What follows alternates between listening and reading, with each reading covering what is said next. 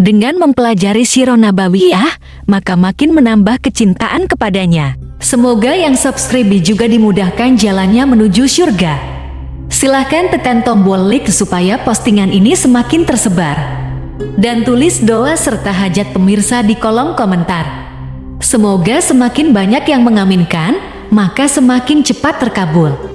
Nabi Sulaiman alaihi salam adalah manusia terkaya sepanjang sejarah kehidupan manusia di muka bumi. Dalam beberapa kitab suci seperti Al-Quran, Alkitab, dan Injil, Nabi Sulaiman alaihi salam dijelaskan sebagai manusia terkaya yang pernah hidup di muka bumi. Tidak ada satupun manusia yang bisa mengalahkan total kekayaannya hingga hari kiamat tiba. Para arkeolog telah menemukan situs peninggalan sejarah Islam yang mengungkap total kekayaan Nabi Sulaiman alaihi salam.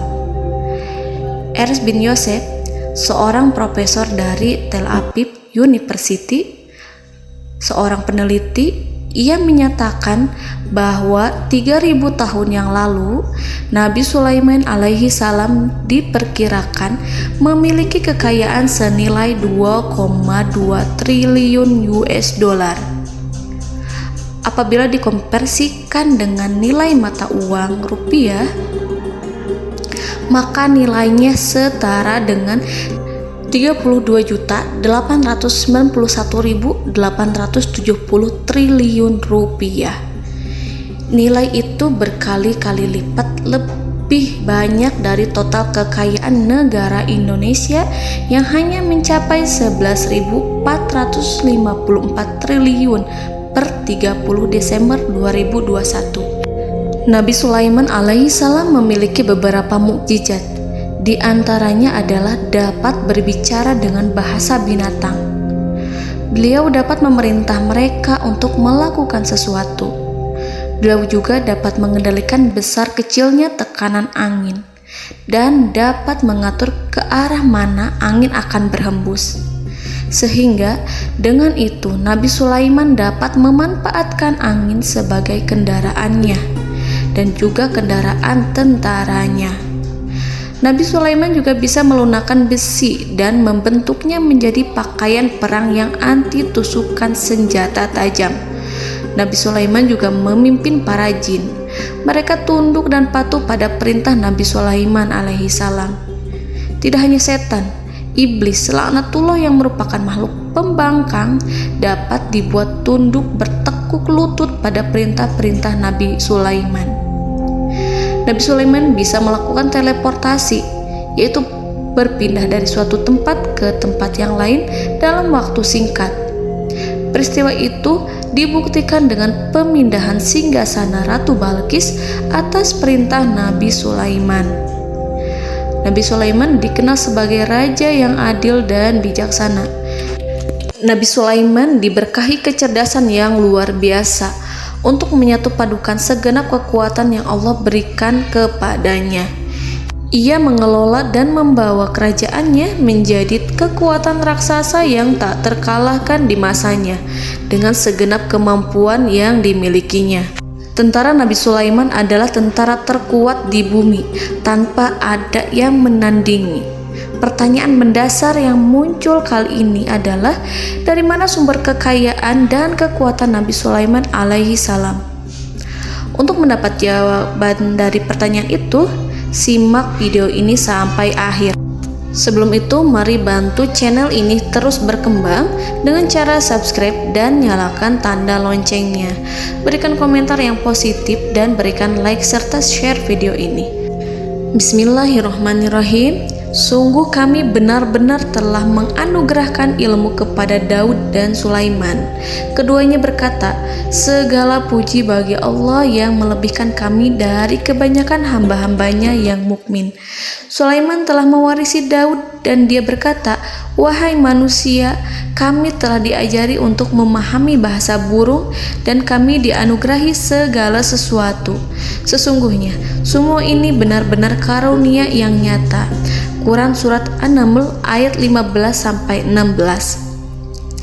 Saudara-saudaraku yang dirahmati Allah, pada ayat di atas disebutkan bahwa Sulaiman telah mewarisi Daud.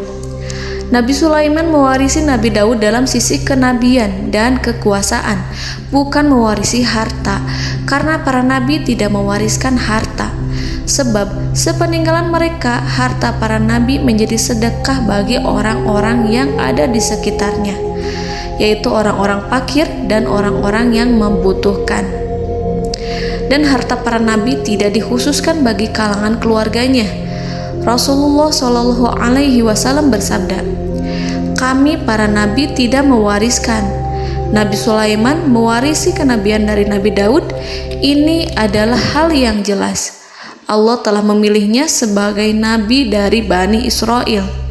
Begitu juga Allah telah memberinya kekuasaan kerajaan sehingga ia menjadi pemimpin Bani Israel. Barangkali sesuatu yang paling penting yang diwarisi oleh Nabi Sulaiman dari Nabi Daud adalah tradisi militer. Kemajuan militer yang dahsyat telah berpindah kepada Nabi Sulaiman. Nabi Daud sebenarnya adalah seorang pengembala kambing yang sangat miskin, tetapi seiring dengan perjalanan waktu, ia menjadi komandan pasukan tiada tanding. Nabi Daud alaihi salam mengetahui bahwa kekuatan hakiki yang mengatur alam semesta adalah kekuatan Allah. Ketika Nabi Daud mengelurkan tangannya dan memegang potongan batu, lalu beliau melemparkannya dengan ketepel ke arah Jalut, kepala Jalut retak dan ambruk menghantam tanah. Ini sebagai bentuk demonstrasi kekuatan darinya. Kehadiran Nabi Daud mengubah pasukan Bani Israel, di mana mereka sebelumnya lari jika berhadapan dengan musuh. Maka kini keberadaan mereka mulai diperhitungkan di masa hidupnya. Nabi Daud mengalami peperangan yang sangat banyak, tapi Al-Quran tidak menceritakan secara terperinci. Hal itu dikarenakan karena Al-Quran adalah kitab dakwah di jalan Allah, bukan kitab sejarah. Al-Quran hanya menceritakan di dalam Al-Quran surat Shad ayat 20, "Dan kami kuatkan kerajaannya, kerajaan Daud." Ayat tersebut berarti bahwa Nabi Daud belum terkalahkan dalam peperangan yang diikutinya. Di samping dukungan yang Allah berikan kepadanya, juga pasukan dan rakyatnya, di mana mereka adalah orang-orang yang bertauhid, menyerahkan diri kepada Allah. Allah Subhanahu wa Ta'ala mengajarkan kepada Nabi Daud hal-hal yang menjadikan pasukannya memiliki keistimewaan yang dengannya mereka dapat mengalahkan pasukan-pasukan lain, pasukan-pasukan besar yang ada di bumi pada saat itu. Allah Subhanahu wa Ta'ala berfirman dalam surat Saba ayat 10, "Dan kami telah melunakkan besi untuknya." Baju besi mungkin akan menjadi masalah dalam benak kita. Ketika orang-orang yang berperang, baju besi cukup mengganggu gerakan mereka. Kita bisa membayangkan ketika ada dua orang berperang, salah satu dapat bergerak bebas, sementara yang lainnya tidak leluasa bergerak karena tertahan dengan pakaiannya. Namun, dengan kekuasaan Allah, Nabi Daud dapat melunakkan besi dan membuat baju besi yang ringan, yang mudah untuk digunakan. Ini adalah kemajuan penting yang Allah berikan kepada Nabi Daud dan tentaranya. Kemajuan itu kemudian diajarkan, diwariskan dan dimiliki oleh Nabi Sulaiman alaihi salam. Nabi Sulaiman memiliki pasukan dahsyat yang melebihi pasukan manapun di bumi saat itu, atau bahkan mungkin saat ini. Bahkan Allah menambahkan karunia-Nya kepada Nabi Sulaiman yang disebutkan dalam Al-Quran surat An-Naml ayat 16. Dan Sulaiman telah mewarisi Daud, dan dia berkata, "Wahai manusia, kami telah diberi pengertian tentang suara burung, dan kami diberi segala sesuatu. Sesungguhnya ini benar-benar suatu karunia yang nyata." Saudara-saudaraku yang dirahmati Allah, pada suatu hari Nabi Sulaiman alaihi salam menengadahkan tangannya dan berdoa kepada Allah Subhanahu wa Ta'ala. Antara hati Nabi dan Allah tidak ada penghalang, tidak ada jarak, tidak ada sekatan waktu, tidak ada satupun dari para nabi yang berdoa kepada Allah kecuali doanya pasti dikabulkan. Doa Nabi Sulaiman alaihi salam direkam dalam Al-Quran surat Shad ayat 35. Nabi Sulaiman berkata, "Ya Tuhanku, ampunilah aku, anugerahkanlah kepadaku kerajaan yang tidak dimiliki oleh seorang pun sesudahku." Nabi Sulaiman menginginkan dari Allah sesuatu kerajaan yang belum pernah diperoleh oleh siapapun setelahnya. Allah Subhanahu wa Ta'ala mengabulkan doa Nabi Sulaiman dan memberinya kerajaan tersebut. Nabi Sulaiman mewarisi kekuasaan, kenabian, hikmah ilmu dari Nabi Daud alaihi salam. Orang-orang menyebut Nabi Sulaiman Al-Hakim, Sulaiman yang bijaksana. Kebijaksanaannya tidak terbatas pada keadilan di tengah-tengah manusia dan juga kasih sayangnya kepada mereka. Namun, kebijaksanaan Nabi Sulaiman juga berlaku di kalangan burung dan binatang lainnya. Nabi Daud juga mengenal bahasa burung, tetapi Nabi Sulaiman dapat berbicara dengan bahasa burung. Bahkan, ia dapat menggantikannya sebagai pembantunya ketika Nabi Daud bertasbih di gunung-gunung. Dan burung-burung serta binatang-binatang buas ikut bertasbih bersamanya. Bahkan angin pun berhenti untuk mendengarkan tasbih itu. Sedangkan Nabi Sulaiman, Allah Subhanahu wa Ta'ala memberinya karunia lebih dari itu, di mana binatang-binatang buas tunduk padanya. Begitu juga angin dan burung. Saudara-saudaraku yang dirahmati Allah, Nabi Sulaiman alaihi salam mampu mendengarkan bisikan semut yang berbicara kepada sesama mereka. Bahkan, ia mampu memerintahkan semut tersebut sehingga semut itu menjadi taat pada perintahnya. Pasukan Nabi Sulaiman memiliki kekuatan yang sangat dahsyat. Belum pernah ada di dunia ini satu pasukan pun yang memiliki kekuatan seperti itu. Kekuatan Nabi Sulaiman berasal dari beberapa kombinasi yang sangat mengagumkan, sehingga karenanya ia tidak dapat tertandingi. Kekuatan itu terdiri dari manusia, binatang-binatang, jin, dan lain sebagainya. Kita mengetahui bahwa jin adalah makhluk Allah dan manusia tidak mampu melihatnya atau menghadirkannya atau meminta pertolongan kepadanya. Sedangkan Nabi Sulaiman telah diberi Allah suatu kemampuan untuk menundukkan jin, mempekerjakan mereka sebagai tentara di tengah-tengah peperangan. Bahkan ia mampu menjadikan mereka sebagai pekerja-pekerja kasar di kerajaannya saat tidak ada peperangan. Oleh sebab itu, ketika ada pasukan lain yang mencoba melawan pasukan Nabi Sulaiman, mustahil mereka akan mendapatkan kemenangan. Bahkan pasukan Nabi Sulaiman diperkuat oleh pasukan burung. Burung di pasukan Nabi Sulaiman memerankan tugas penting, yaitu menjadi agen intelijen. Kita mengetahui bahwa peranan informasi saat peperangan adalah hal yang penting. Dari informasi tersebut, pasukan dapat mengetahui keadaan lawannya. Demikianlah peranan burung pada pasukan Sulaiman. Ia terbang di tengah-tengah musuh. Kemudian, ia kembali kepada Nabi Sulaiman untuk menyampaikan berita tentang keadaan lawannya. Di samping jin dan burung, Allah juga menundukkan angin untuk Nabi Sulaiman. Nabi Sulaiman dapat memerintahkan angin dan ia mampu untuk menaiki angin tersebut.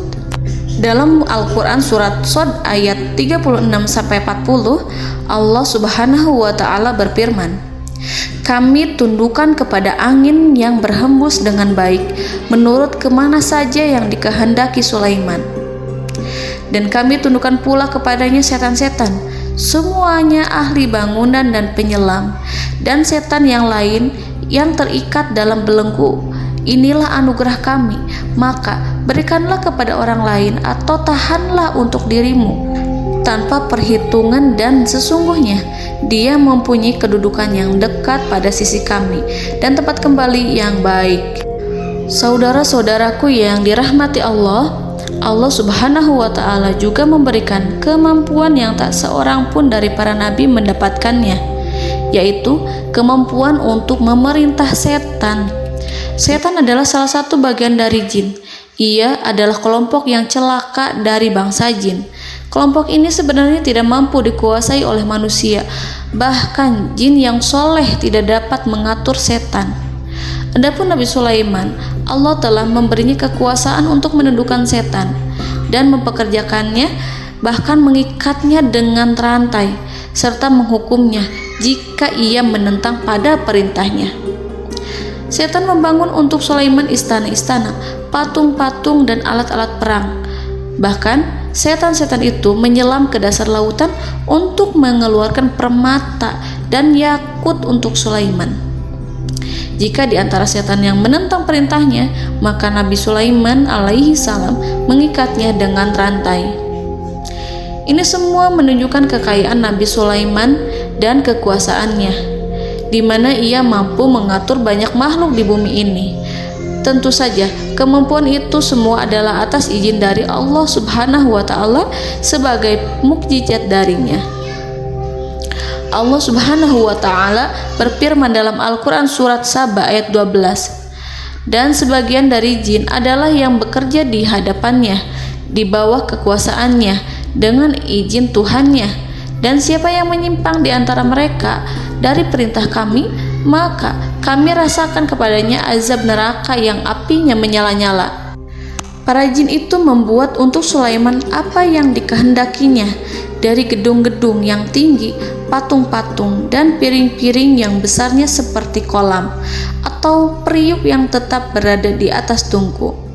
Saudara-saudaraku yang dirahmati Allah, Nabi Sulaiman yang bijaksana adalah penguasa yang tak tertandingi di muka bumi.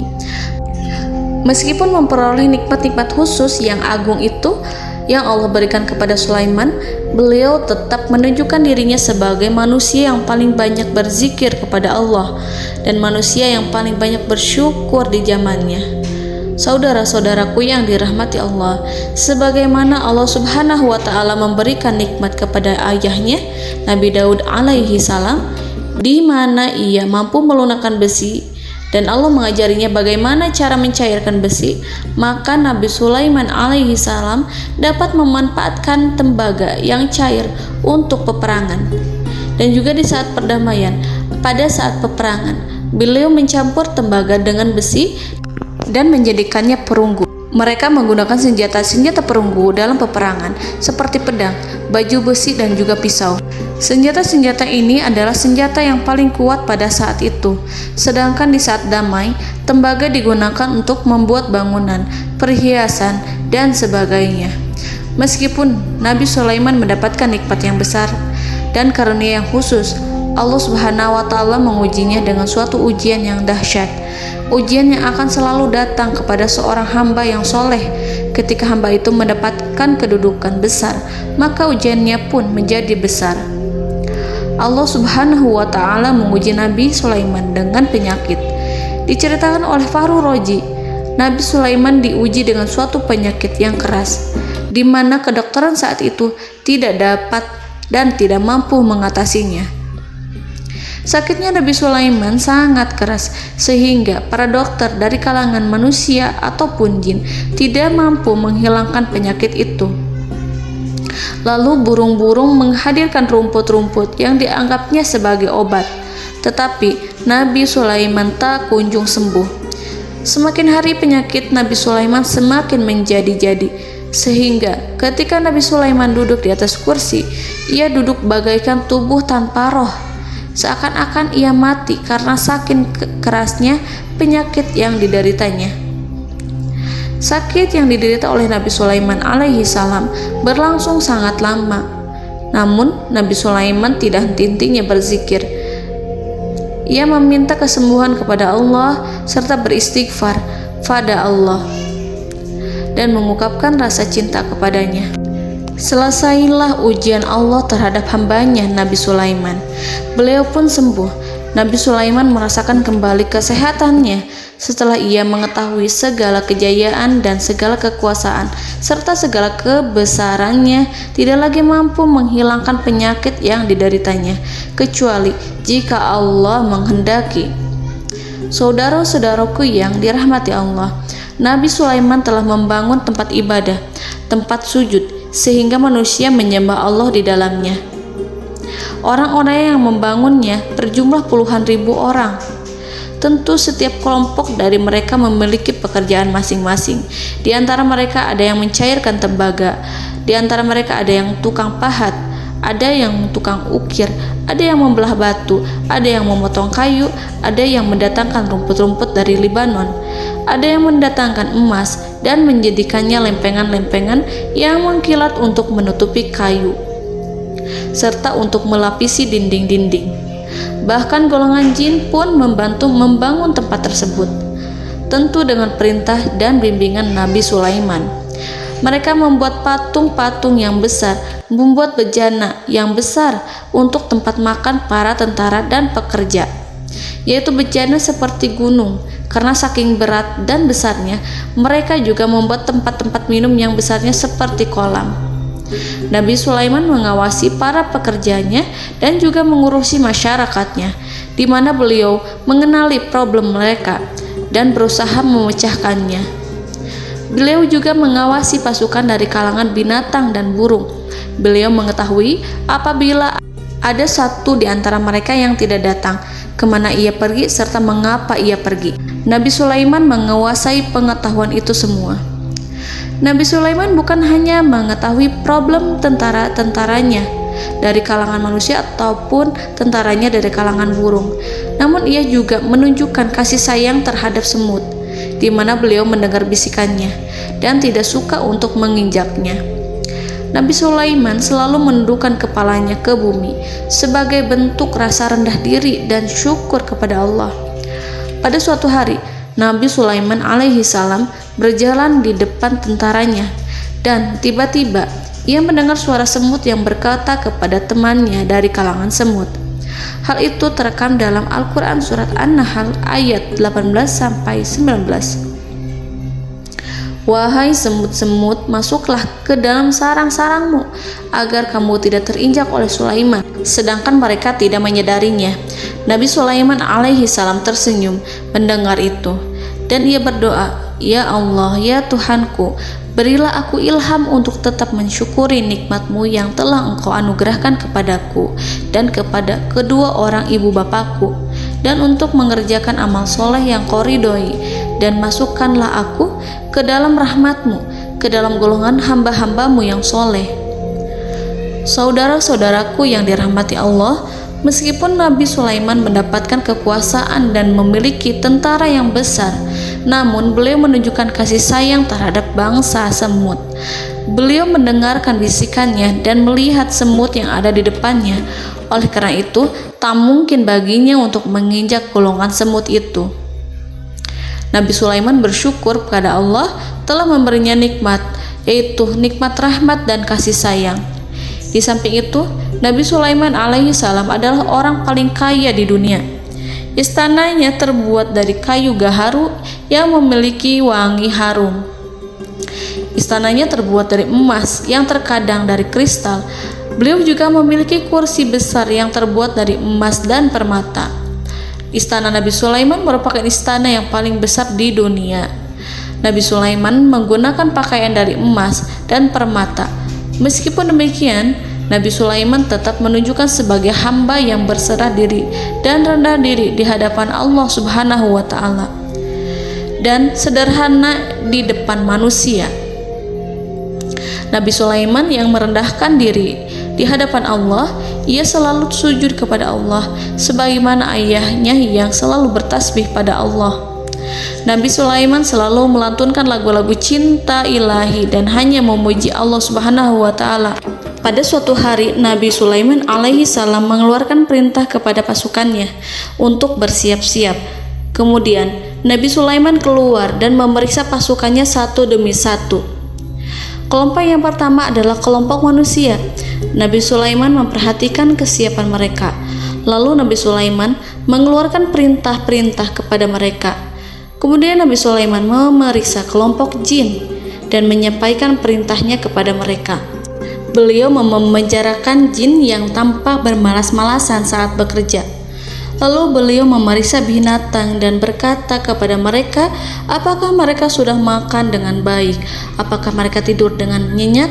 Apakah ada yang mengadu pada mereka, misalkan karena penyediaan suatu ataukah karena makanan yang tidak layak? Apakah ada di sana yang sakit dan lain sebagainya? Semuanya diperiksa oleh Nabi Sulaiman. Ketika Nabi Sulaiman merasa puas dengan semuanya, Nabi Sulaiman memasuki tenda tempat berkumpulnya para burung. Nabi Sulaiman alaihissalam kemudian memasuki tenda tersebut, mengamati keadaan di sekitarnya, sehingga beliau mengetahui bahwa ada satu burung yang tidak hadir, yaitu burung hudhud. Nabi Sulaiman berkata yang diabadikan dalam Quran surat An-Naml ayat 20. Mengapa aku tidak melihat burung hudhud? Burung-burung yang lain tampak terdiam sebagai penghormatan, dan mereka mendengarkan apa yang akan dikatakan pemimpin mereka. Nabi Sulaiman mengarahkan pandangannya pada semua burung dan tidak menemukan burung hudhud di antara mereka. Tak seekor burung pun yang mengetahui keberadaannya. Burung hudhud absen pada apel wajib kali ini. Nabi Sulaiman mulai menampakkan kemarahannya. Tiba-tiba, seekor burung kecil memberanikan diri untuk berkata kepada Nabi Sulaiman, "Wahai Nabi yang mulia, seharusnya hudhud ada bersamaku kemarin untuk melaksanakan tugas penyelidikan. Ia adalah pemimpin misi, namun burung hudhud belum datang. Oleh karena itu aku tidak pergi bersamanya." Burung itu tampak gemetar. Nabi Sulaiman mengetahui bahwa hudhud tidak hadir dan tak seorang pun mengetahui kemana ia pergi. Burung hudhud pergi tanpa izin terlebih dahulu. Dalam keadaan marah, Nabi Sulaiman berkata, "Sungguh aku benar-benar akan mengazabnya dengan azab yang sangat keras, atau benar-benar menyembelihnya, kecuali jika ia benar-benar datang kepadaku dengan alasan yang jelas." Kawanan burung-burung yang mengetahui bahwa Nabi Sulaiman sedang marah dan telah menetapkan untuk menyiksa burung hudhud atau menyembelihnya, atau justru memaafkannya dengan syarat ia datang dengan membawa alasan yang dapat menyelamatkannya, atau dengan kata lain, burung hudhud dapat memastikan bahwa ia melaksanakan tugas yang penting. Nabi Sulaiman menunjukkan kemarahan yang besar sehingga siapapun akan merasa takut kepada Nabi Sulaiman yang marah. Seekor burung tampak gemetar, ketakutan melihat kemarahan Nabi Sulaiman. Lalu beliau mengulurkan tangannya ke burung itu dan memegang-megang kepalanya, sehingga burung itu pun merasa tenang dan rasa takutnya hilang. Nabi Sulaiman kemudian pergi dari tempat burung tersebut. Nabi Sulaiman masih memikirkan keadaan burung hudhud. Seharusnya burung hudhud menjadi bagian penting dari badan intelijen. Apakah ia pergi untuk menyingkap suatu, atau apakah ia pergi hanya untuk bermain-main? Nabi Sulaiman telah memperhatikan dan mengetahui bahwa burung hudhud adalah seekor burung yang cerdik dan juga fasih berbicara. Terkadang Nabi Sulaiman mendapati burung hudhud sedang bermain-main dan menunda-nunda pekerjaannya. Namun ketika Nabi Sulaiman melihatnya, burung hudhud memahami bahwa perbuatannya tidak benar. Oleh karena itu, ia tidak boleh menyampur adukan antara waktu serius dan waktu bermain. Tidak lama setelah itu, burung hudhud tiba di tempat para burung. Burung-burung yang lain berkata kepadanya, "Wahai hudhud, pergilah engkau ke tempat Nabi Sulaiman. Jika ia mengetahui bahwa engkau telah sampai, jiwamu benar-benar terancam." Mendengar itu, burung hudhud segera beranjak. Ia terbang menemui Nabi Sulaiman. Pada waktu itu, Nabi Sulaiman sedang duduk bersama tentaranya yang lain. Burung hudhud berdiri. Ia telah merencanakan untuk memulai pembicaraan dengan Nabi Sulaiman sebelum Nabi Sulaiman bertanya kepadanya kemana dia pergi. Ini sebagai bukti bahwa hudhud telah melaksanakan suatu tugas yang penting. Dalam surat An-Nahl ayat 22, burung hudhud, "Aku telah mengetahui sesuatu yang kamu belum mengetahuinya, dan kubawa kepadamu dari negeri Saba suatu berita penting yang diyakini." Seakan-akan burung hudhud hendak berkata, "Aku adalah hudhud yang miskin, tapi Aku mengetahui apa yang tidak engkau ketahui, dan aku telah datang kepadamu dari kerajaan Saba dengan membawa berita yang sangat penting. Nabi Sulaiman tampak terdiam menunggu Hudhud menyelesaikan kisahnya.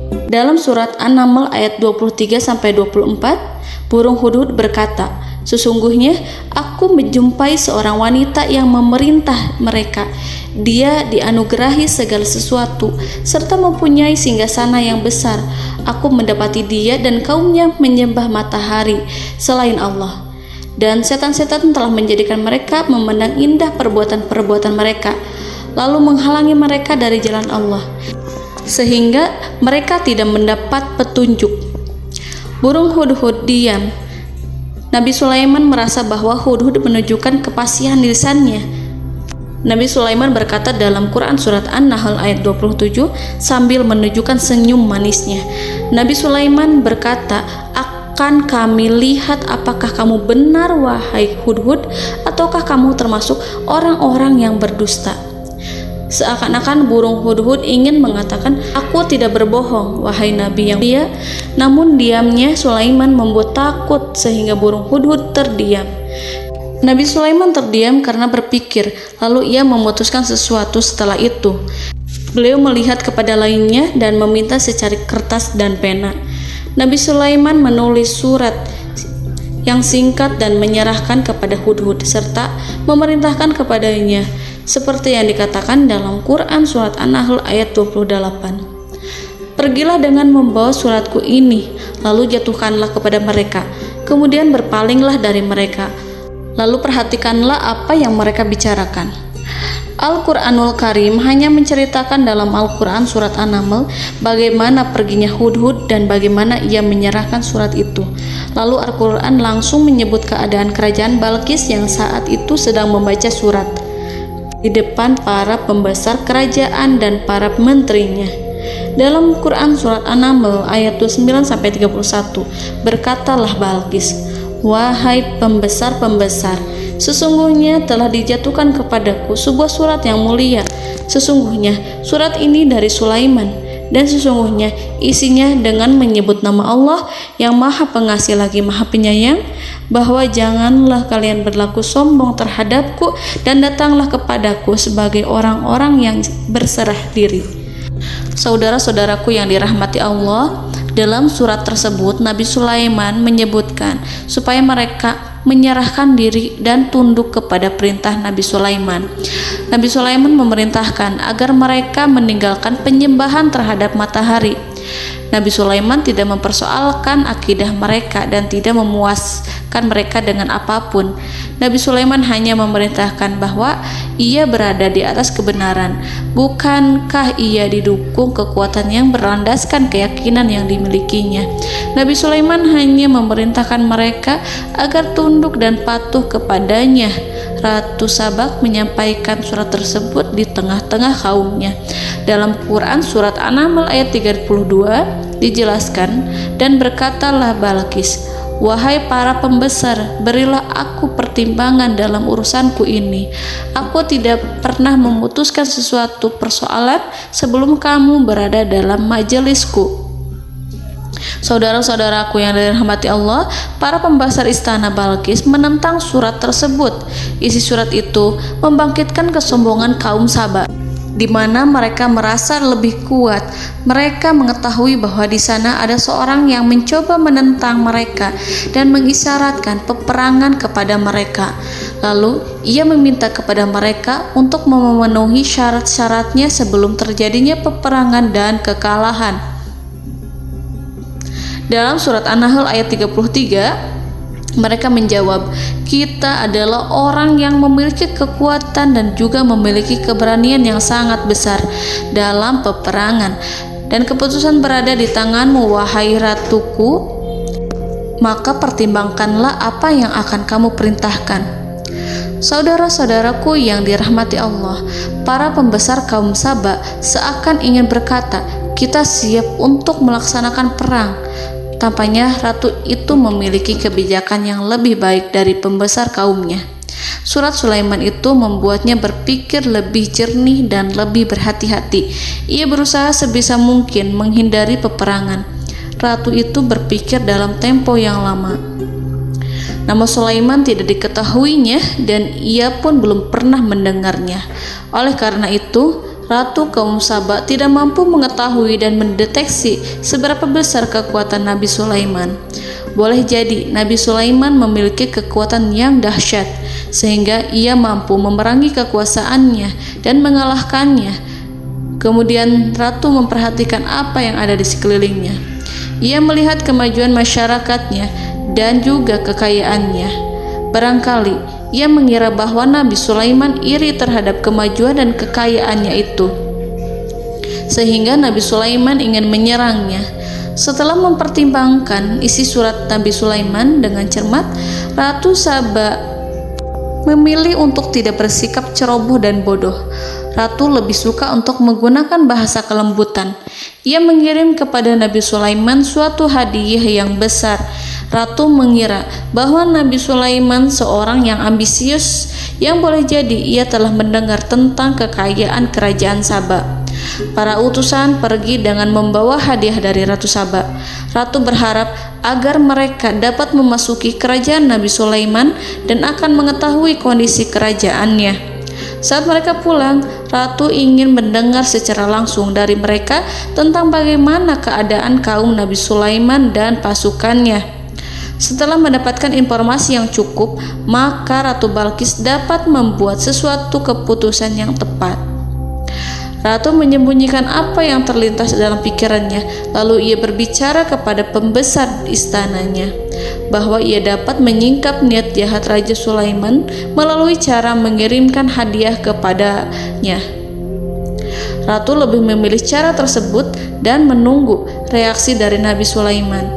Ratu berhasil memuaskan para pembesar istana, dan untuk sementara ia menghilangkan ide untuk berperang. Karena para raja jika menyerang suatu desa, maka pemimpin desa tersebut adalah orang yang paling banyak mendapatkan kehinaan. Akhirnya, para pembesar kaumnya merasa puas dengan pikiran Ratu Balqis. Saudara-saudaraku yang dirahmati Allah, dalam surat An-Naml ayat 34-35 dijelaskan, Ratu Balqis berkata, "Sesungguhnya raja-raja apabila memasuki suatu negeri, niscaya mereka akan membinasakannya dan menjadikan penduduknya yang mulia menjadi hina. Dan demikian pula lah yang akan mereka perbuat. Dan sesungguhnya aku akan mengirim utusan kepada mereka dengan membawa hadiah, dan aku akan menunggu apa yang akan dibawa kembali oleh utusan itu." Kemudian sampailah hadiah dari Ratu Balqis kepada Nabi Sulaiman.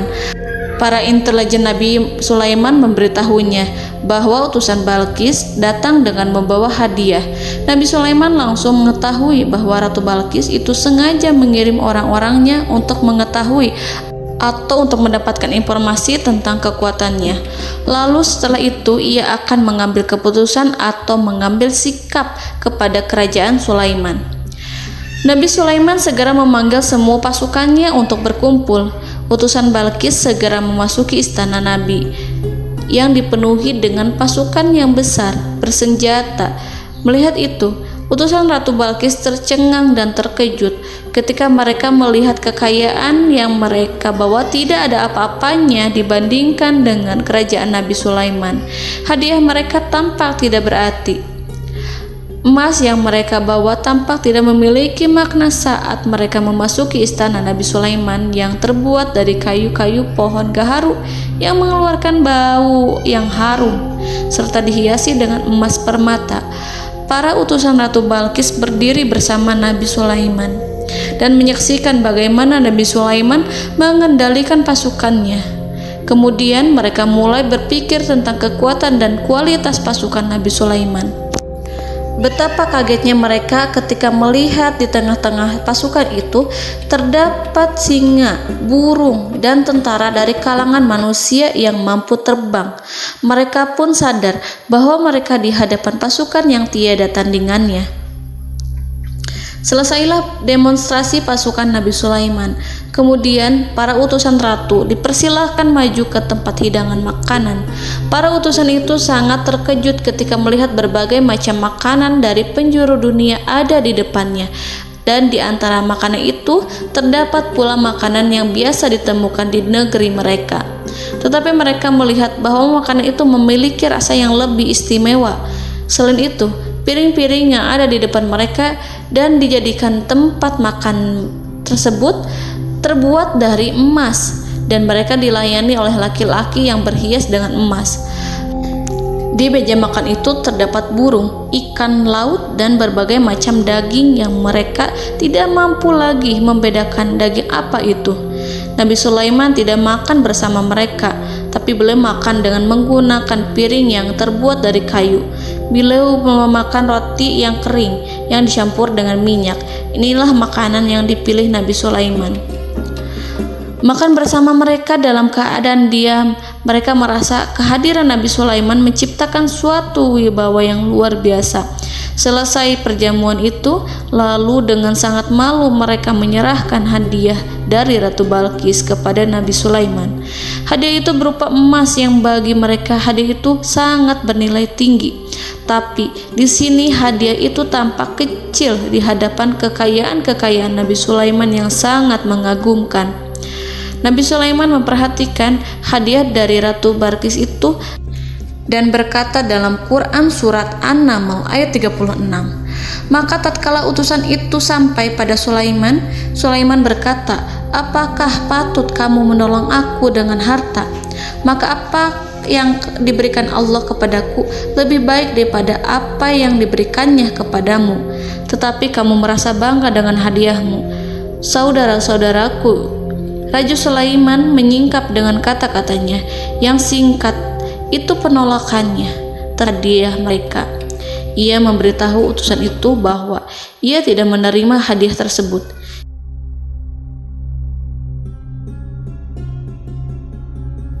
"Janganlah kalian berlaku sombong terhadapku dan datanglah kepadaku sebagai orang-orang yang berserah diri."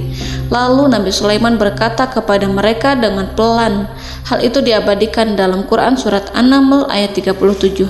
"Kembalilah kepada mereka, sungguh kami akan mendatangi mereka dengan bala tentara yang mereka tidak kuasa melawannya, dan pasti kami akan mengusir mereka dari negeri itu, yaitu negeri Saba, dengan terhina, dan mereka akan menjadi tawanan-tawanan yang hina."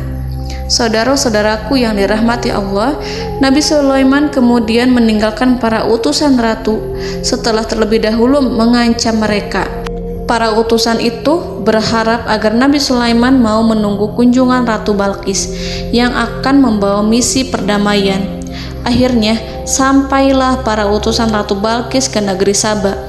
Mereka segera menuju istana sang ratu. Mereka memberitahu bahwa negeri mereka sedang ada di ujung tanduk. Mereka menceritakan kepada ratu tentang kekuatan Nabi Sulaiman dan tidak mungkin bagi mereka mampu melawannya. Mereka meyakinkan Ratu Balqis bahwa ia harus mengunjunginya dan melihat sendiri bagaimana kebesaran kerajaan Nabi Sulaiman. Kemudian ratu menyiapkan dirinya untuk pergi menuju kerajaan Nabi Sulaiman. Nabi Sulaiman duduk di kursi kerajaan di tengah-tengah para pembesarnya dan para menterinya serta para komandan pasukannya. Beliau berpikir tentang sosok Ratu Balqis. Nabi Sulaiman mengetahui bahwa Ratu Balqis menuju tempatnya. Balqis dikelilingi rasa takut. Nabi Sulaiman berpikir sejenak tentang bagaimana matahari disembah. Ia memikirkan bagaimana informasi yang diterima oleh intelijennya tentang kemajuan kerajaan Balqis dalam bidang kesenian dan ilmu pengetahuan. Nabi Sulaiman bertanya kepada dirinya sendiri, apakah kemajuan menjadi penghalang untuk mengetahui kebenaran? Apakah ratu itu senang dengan kekuatan yang dicapainya? Dan ia membayangkan bahwa kekuatannya adalah segalanya.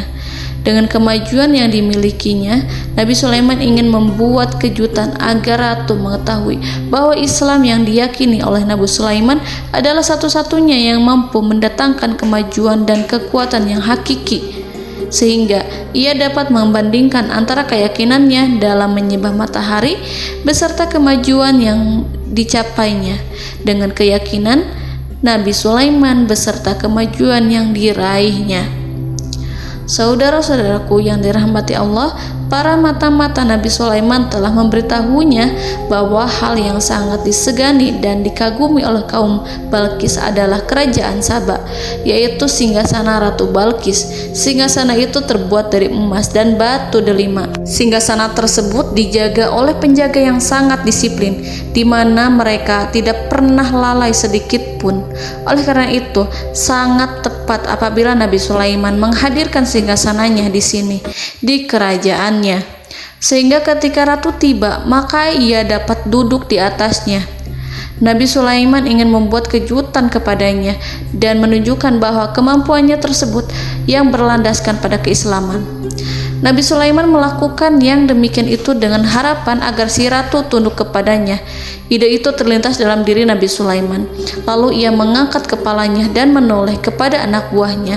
Hal itu diabadikan dalam Quran Surat An-Naml ayat 38. Wahai para pembesar, siapakah di antara kamu sekalian yang sanggup membawa singgasananya kepadaku sebelum mereka datang kepadaku sebagai orang-orang yang berserah diri?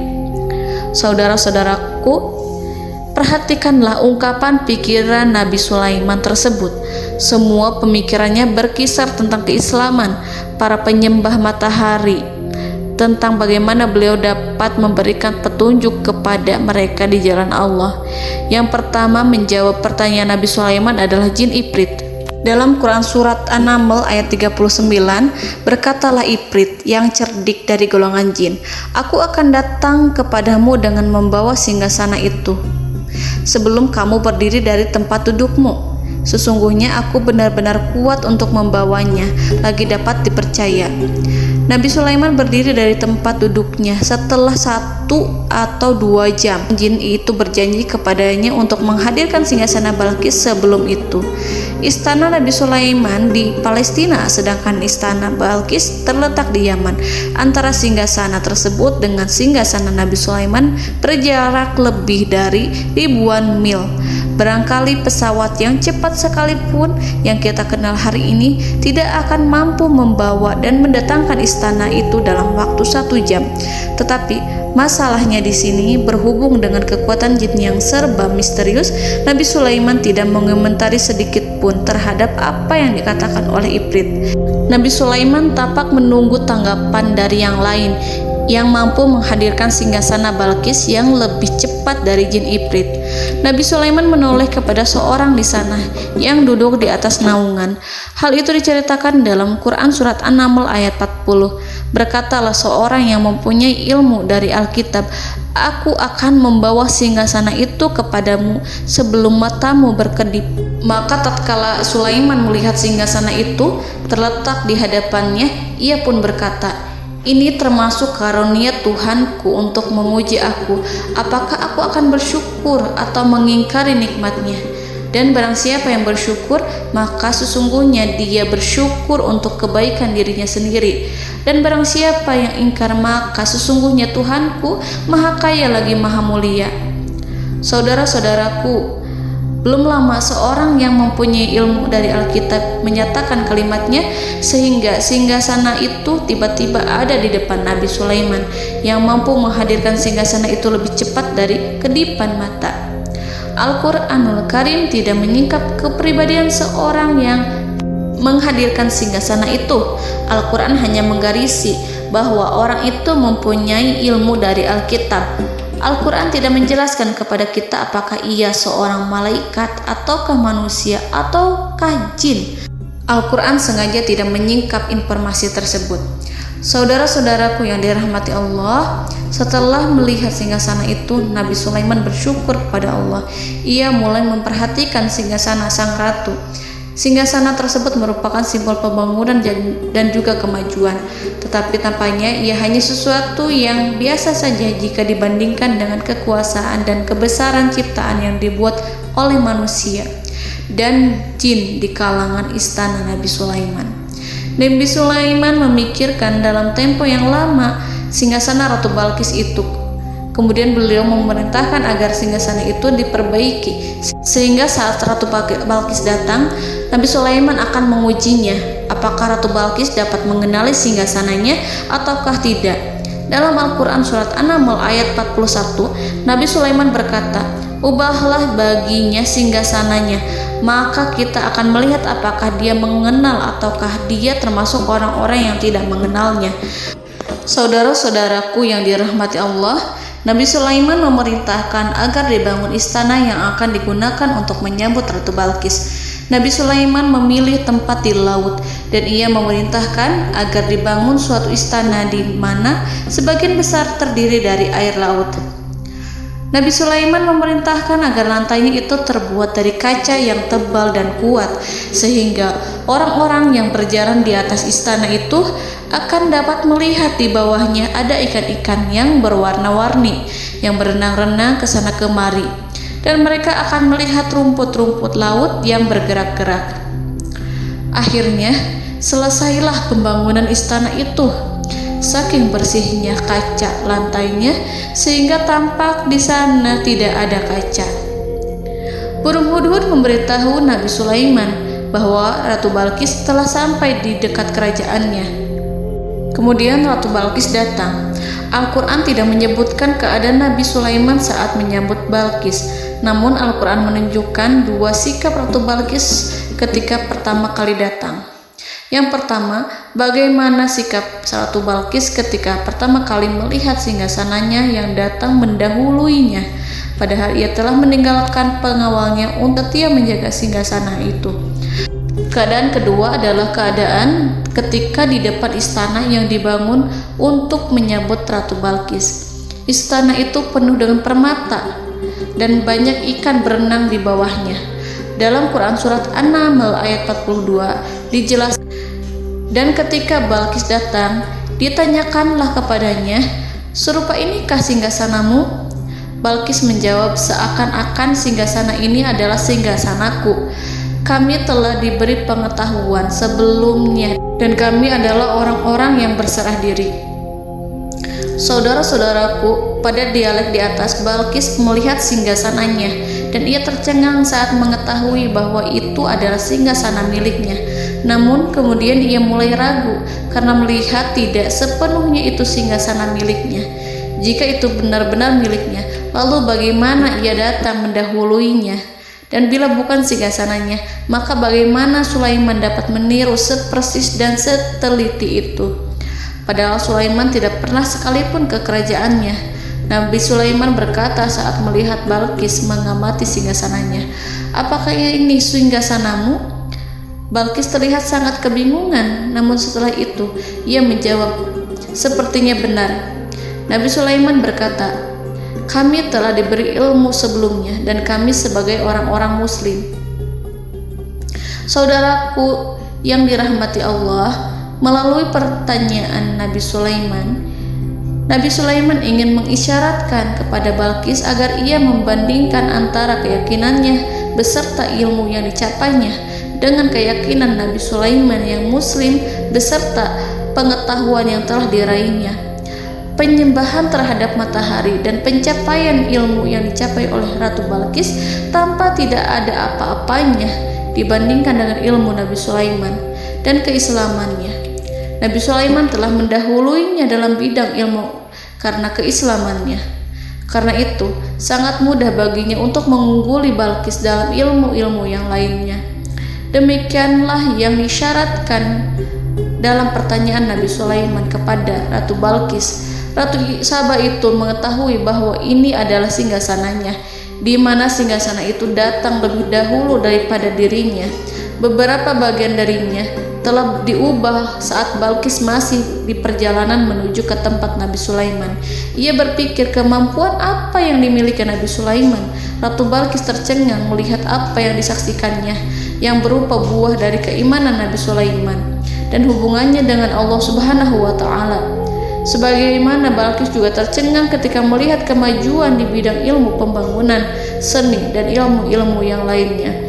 Maka ia tidak lebih kagum lagi saat melihat hubungan yang kuat antara keislaman Nabi Sulaiman dengan ilmunya serta kemajuan yang diraihnya. Dalam Al-Quran surat An-Naml ayat 43 dijelaskan, "Dan apa yang disembahnya selama ini selain Allah mencegahnya untuk melahirkan keislamannya, karena sesungguhnya ia terdahulu termasuk orang-orang yang kafir."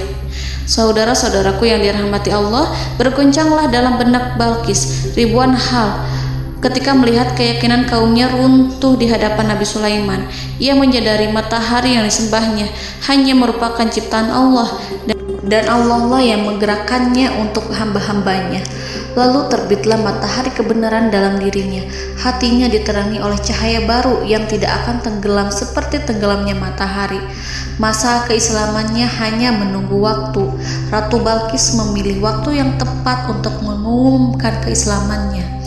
Allah Subhanahu wa Ta'ala berfirman dalam Quran Surat An-Naml ayat 44. Dikatakan kepadanya, masuklah ke dalam istana. Maka tatkala ia melihat lantai istana itu, dikiranya kolam air yang besar dan disingkapnya dua betisnya. Berkatalah Sulaiman, sesungguhnya ia adalah istana licin yang terbuat dari kaca. Berkatalah Balqis, wahai Tuhanku, sesungguhnya aku telah berbuat zalim terhadap diriku, dan aku berserah diri bersama Sulaiman kepada Allah Tuhan semesta alam. Saudara-saudaraku yang dirahmati Allah, dikatakan kepada Balqis, masuklah ke dalam istana. Ketika ia masuk, maka ia tidak menyaksikan adanya kaca, tetapi ia melihat air, sehingga ia mengira akan bersinggungan dengan air. Lalu ia menyingkapkan sedikit bajunya agar bajunya itu tidak basah. Nabi Sulaiman mengingatkannya tanpa melihatnya agar ia tidak khawatir terhadap pakaiannya, karena pakaiannya tidak akan basah sebab di sana tidak ada air. Itu sekedar kaca yang halus, yang saking halusnya sehingga ia tidak tampak. Pada kesempatan itulah Balqis mengumumkan keislamannya yang mengakui kelalimannya, dan ia menyatakan menyerahkan diri kepada Nabi Sulaiman dan kepada Allah Tuhan semesta alam. Lalu kaumnya pun mengikutinya dan mereka memeluk Islam. Balqis menyadari ia berhadapan dengan penguasa yang terbesar di bumi dan Nabi Allah yang mulia. Untuk pertama kalinya, wajah Sulaiman tampak dihiasi dengan senyuman yang menunjukkan kepuasannya sejak Balqis mengunjunginya. Demikianlah Nabi Sulaiman mewujudkan kejayaannya yang hakiki dan menyebarkan cahaya Islam di muka bumi. Saudara-saudaraku, Al-Quran tidak menyebutkan kisah Balqis setelah keislamannya. Para ahli tafsir mengatakan bahwa ia menikah dengan Nabi Sulaiman. Selain itu, ada yang mengatakan bahwa ia menikah dengan salah satu orang dekat Nabi Sulaiman. Ada juga yang mengatakan bahwa sebagian Raja Habasyah adalah keturunan dari buah perkawinan ini. Wallahu a'lam bishawab. Saudara-saudaraku yang dirahmati Allah, Nabi Sulaiman hidup di tengah-tengah kejayaan dan kemuliaan di bumi. Kemudian Allah menetapkan kematian untuknya, sebagaimana kehidupan Sulaiman berada di puncak kemuliaan dan kejayaan yang penuh dengan keajaiban yang luar biasa.